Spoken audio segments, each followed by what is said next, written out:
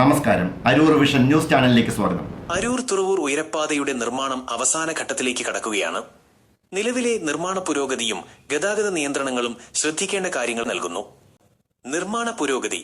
Landing വേ. Aroor bypass ജംഗ്ഷനിലെ landing വേ നിർമ്മാണം പൂർത്തിയാകുന്നു.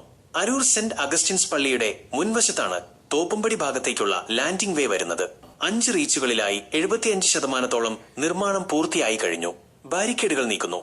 മീഡിയനുകളുടെ പണി കഴിഞ്ഞയിടങ്ങളിൽ റോഡിന്റെ നടുവിലുണ്ടായിരുന്ന ഇരുമ്പ് ബാരിക്കേഡുകൾ നീക്കം ചെയ്തു തുടങ്ങിയിട്ടുണ്ട്. ഗതാഗത നിയന്ത്രണം. അരൂർ ക്ഷേത്രം കവലയിലെ വെള്ളക്കെട്ട് ഒഴിവാക്കാൻ പൈപ്പ് ലൈൻ ഇടുന്നതിനാൽ ഈ ഞായറാഴ്ച താഴെ പറയുന്ന നിയന്ത്രണങ്ങൾ ഉണ്ടാകും. നിയന്ത്രണ മേഖല. അരൂക്കുറ്റി റോഡിൽ ഇല്ലത്ത് കവല മുതൽ അരൂർ ക്ഷേത്രം വരെ നിരോധനം. അരൂർ ക്ഷേത്രം കവലയിൽ നിന്ന് ഇല്ലത്ത് പടിക്കവല വരെ വാഹനങ്ങൾക്ക് പ്രവേശനമില്ല. വഴിതിരിച്ചുവിടൽ. അരൂക്കുറ്റിയിൽ നിന്ന് വരുന്ന ചെറിയ വാഹനങ്ങൾ വട്ടക്കേരിൽ NREP റോഡിലൂടെ തിരിച്ചുവിടും.